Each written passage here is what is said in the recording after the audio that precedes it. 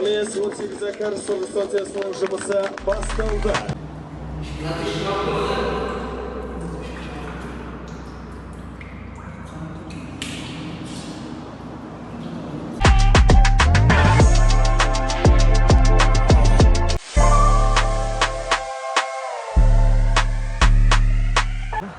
Ал, мінеке түсіп шықты.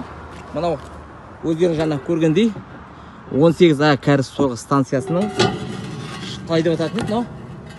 Задвижка ғой, Главный задвижкасы. Сол жабық тұр. Жабық тұрса, яғни жасамайды деген сөз. Дұрыс емес пе? Жасамайды. 19 майда ашылды. Облыс әкімі өзі келіп, осы президентке есеп берді. Бәленбай миллионға жасалған, млрдқа жасалған осы дүние, ал жұмыс жасамай тұр. Кімді алдап отыр бұлар? Мен түсінбеймін ал. Кімді алдаған?